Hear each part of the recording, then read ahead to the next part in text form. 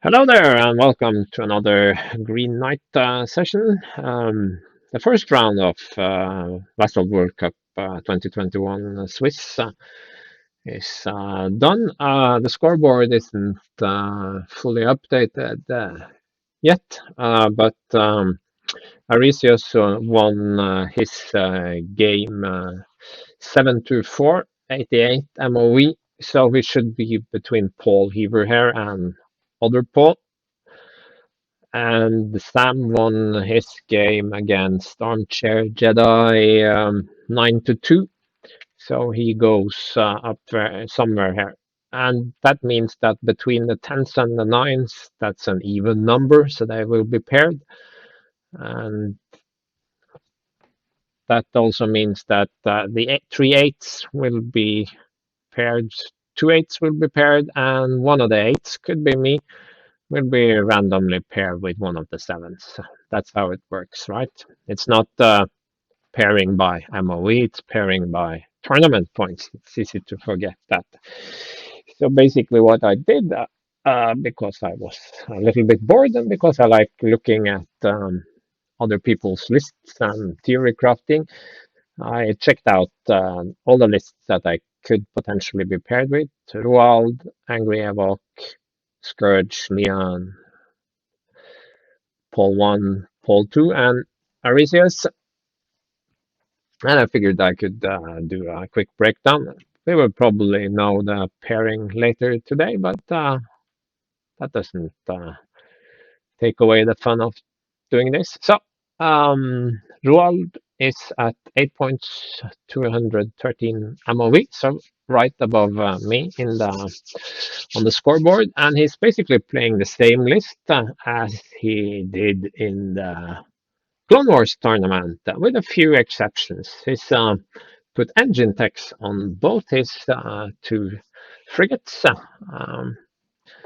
but otherwise it's pretty much the same. So he's got one star frigate for his Count Dooku with Vatambor and reinforced blast doors and San Nalaor. So that makes it a pretty survivable unit. Um, Actually. It's hard to drill through it.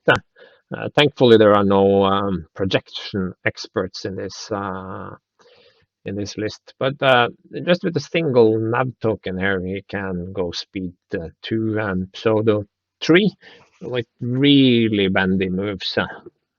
And he can repair on top of that, and that makes for a very tanky star frigate.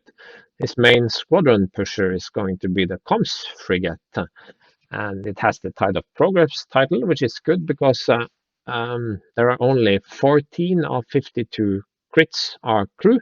The rest, 38 of 52, are ship. So well over two-thirds are ship crits, and being able to get rid of potentially several such ship crits throughout the game is actually pretty good. And with Rune and expanded Hangar Bay, he can easily push 5 squadrons with that. And of course, they have linked turbo lasers. It's hardly worth mentioning. You don't run a Munificent without linked turbo lasers. That might as well be an integrated card. And the hard sell here, and I was sure he was going to run the other title, Beast of Burden, but he actually has Foreman's Labor.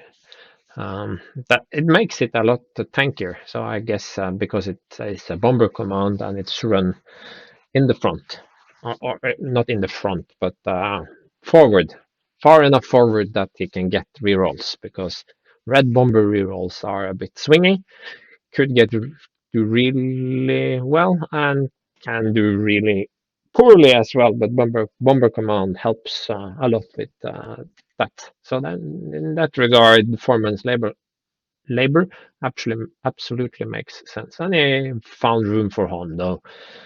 Everyone has Hondo in their list, so he's that's probably a hint is pretty undercosted. So it's not really a complicated list on the ship side, but it's worth mentioning that it is a 3 activation list. That is maybe 1 activation less than I'm comfortable with, but it should be okay because of the past tokens. Um, these are decent carriers, but it's also worth noting that they have real firepower. Don't underestimate the power of Link Turbo Laser Munificence. And the flak is real as well, so he can support action that happens pretty far from his ship. It's red flak, so and he's going to need it because he has the 2 interceptor races or tri-fighter races and the 2 tri-fighters. But those are pretty good at striking at ships. These are A-wing level good at going after ships. And this is a pretty good card, and this is completely bonkers, of course. This is Mittel on steroids with counter. Doesn't get much better than that. I'm not happy with the game design, but we can discuss that another time. But what makes this list really, really scary isn't the anti-squadron firepower, because that's decent, but if it comes up against the squadron heavy list, it's just going to push these and lock down enemy squadrons as best they can. But the scary component, that's the hyena bombers. Commanded by the Star Frigate, all 4 hyenas can hit 1 target, and the roll, well, it's going to be 8 red dice or 9 if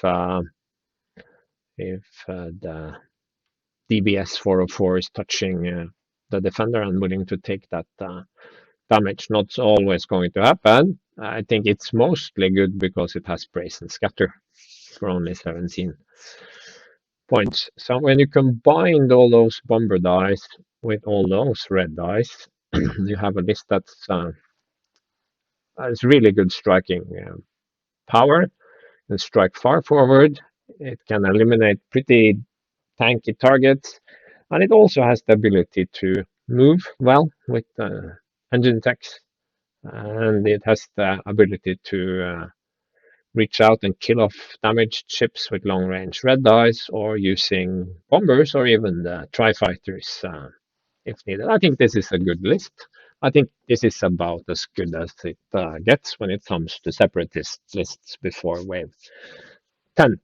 And I've actually played the previous version of this list, so I have an idea what it can do. But now Rual is much more practiced with it, so it's a fine-tuned machine.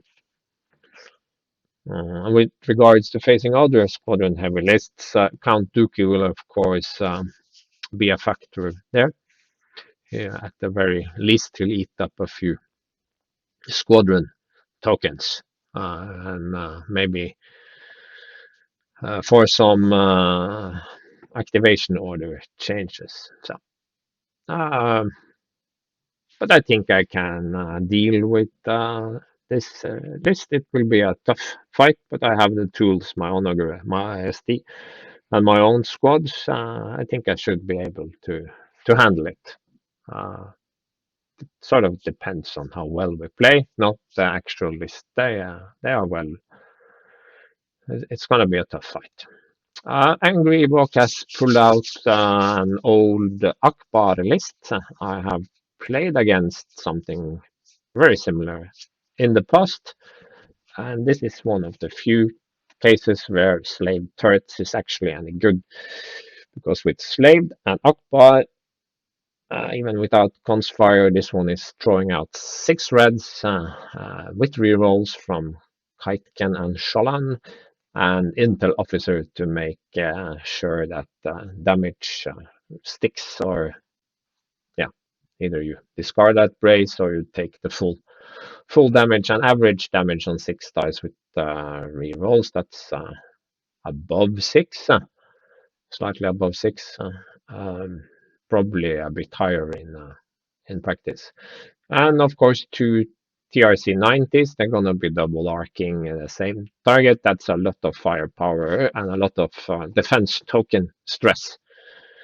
A couple of boring transports, one for Comsnet to feed the big guy, and one for directing any squads that don't go rogue. So Hera, the rogue stuff, Ketsu to be a rogue bomber with Scatter, Shara, Tycho, and A-Wing. So the real ship killing stuff comes from the ships, but all these guys actually have a decent amount of anti-ship firepower if they can be brought to bear. It's not easy for an honor group to catch this list. Even the assault frigate goes speed 3 and can be pretty bendy with navigate command. It also has 5 activations and a pretty big bid. So it's going to go first and try to feint a little bit, get rid of that pass token or kill off a flotilla. So it can leverage the activation advantage, and then it's going to pour fire into well, it's going to be the onlogger as always, I suppose, or the ISD. I don't think this is a list that can realistically kill my entire fleet table, both my launches. I don't see that happening. This probably has a better chance of doing it, but I don't see it happening either. So this also will be a tough matchup. Squadrons will matter, ship firepower will matter, maneuver will matter. No one can say for sure how it will turn out. So it's a good list. I actually like it quite a lot. It's an interesting take on Akbar. He can do broadsides with the corvettes as needed. That depends on how they are forced to move. But double arcing is also good. Red Scourge is down at 7 points, but it could be paired against me or one of the other 8s. This is the only one I hope I don't meet because I just fought the Starhawk 2 and they are so incredibly annoying. In this case, I can't even table him by taking out the Starhawk because he has 2 tier C90s. I kind of wish the rebels had something else to put in their list but TRC 90s, but they are so incredibly maneuverable, and the firepower is very good for those 51 points. And Jaina's Light is in almost every list, of course. It's way too good at 2 points. Yeah, what can I say? It's not exactly the same as the previous Starhawk that I met. It has Valex and expert shield tech, so it's going to be even harder to kill. No local fire control, so it's only going to have 1 salvo, for which I am thankful. 2 braces it will have and 2 redirects, but only 1 salvo, I suppose. Or it could have got in another salvo, but probably not. Heavy irons, I'm not sure I approve of that choice, but it does have Kitken and Sholan, so there could be a few rerolls here, so it's not a bad choice, actually. Reserve hanger deck, that's for these guys, the headhunters. Link Turbolaser, of course, and this one does have the tractor beam array. But I don't know. I don't think that matters too much to me. That Onager moves and ISD moves independently, and by the time they close to distance 5, their ultimate speed does not really matter that much. I don't think it will come into play much against me. Yeah, and the 2 TRCs and Leia with Comsnet, of course, and a bit of sorry about my chest here. It's a bit of a weird squadron composition. I think Blount and 3 headhunters with a single reserve hanger deck. Nowhere near as good as Tycho and Shara. What it does is at least give one extra drop, but I don't think it's worth it. I don't think I would have run this. Maybe it's running it because it's fun or something, but it's not a good squadron screen. Um, Against anything but the very lightest squadron builds, those are going to be swept right aside. Uh, I don't. I don't think the extra drop is worth it. He only has 1, 2, 3, 4, 5, 6 drops anyway, so it's not going to matter. If it came up to say 7 or even 8, that would have meant something, but I can't see this squad screen helping much at all.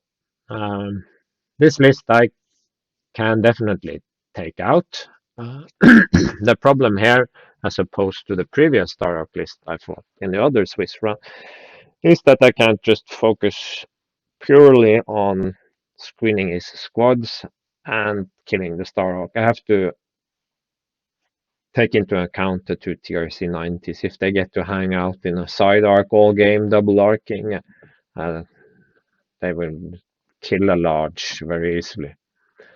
Uh, but going after the TRC 90s, that's not very tempting either, especially if he chooses to go second and he has scoring objectives. So he scores and I kill 1, even 2 TRC 90s. Even if I manage to win, that's going to be a very, very small win.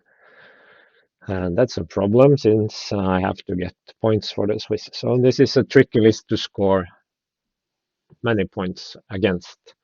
On the other hand, I'm not sure I see this list scoring extremely well. So again, I don't think the Starhawk is super competitive in a Swiss environment. If you get to eliminations, then we can talk.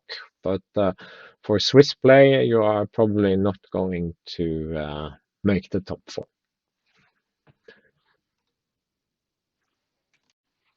Here comes Leon. He runs a Sloan stay away list.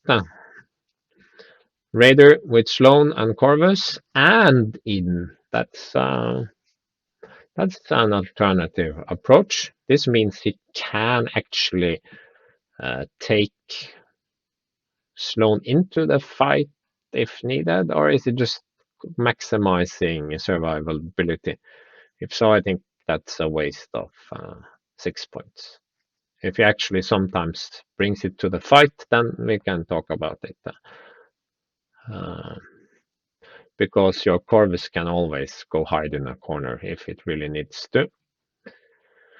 Quasar, with the full shebang, it has boosted and expanded Squall, of course, flat controllers, and is running Shirano, Chirpy, Cheery, whatever you want to, Admiral C, the big C, which means he'll have Moller Mittel further down. Architens, Nida, so gets the double away, engine text, so annoying, linked, and Centicore. So this can be anywhere, hard to catch, hard to blow up, and it has the ability to effectively run unlimited relay. They got rid of that, thankfully, but they managed to keep Centicore.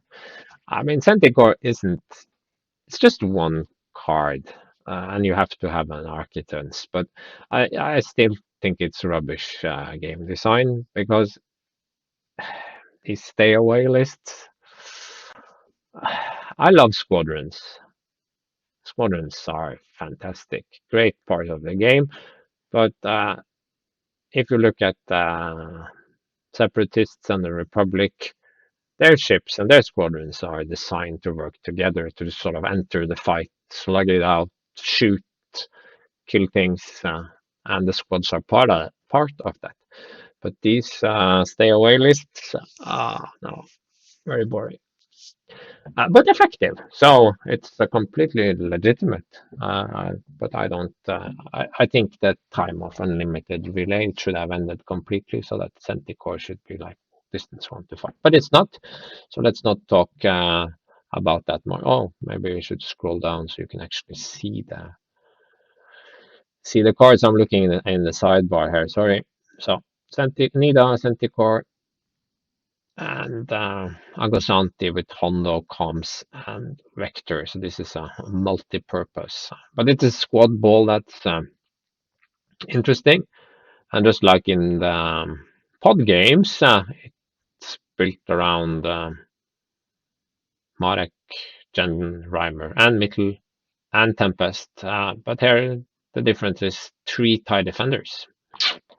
And they have fantastic range with Major Reimer, and of course a great deal of staying power with 6 hull. So I'm not going to be able to deal with all these squadrons. I have to use my squadrons as defense. But there Admiral C comes in, and Centicore and Relay from Jenton, so they are probably going to jump all over me. But it's a list that has only 4 ships, so it doesn't activate me, and it has no Jerry, so it can't get all bendy on me. So I think I have a fair shot at taking out some of these ships. And as soon as something dies here, the whole list is greatly weakened. So it's gonna be rough, and it's gonna be rough scoring high. But overall, I think I will come out on top. Paul Heaver is not playing X-Wing this time, so I'm not so afraid of him. But he's running 4 Munificents with Linked, and that's reason to be afraid. He's got Kraken, always a problem. Very good commander, that. So basically 4 identical frigates, but the flagship has auxiliary shields. And if you end up in an overlapping field of fire between all those comes frigates, it's game over pretty much. So my advantage here is that I have the Onager and the ISD, and I can hopefully kill off one of the frigates before he can focus fire on me too much.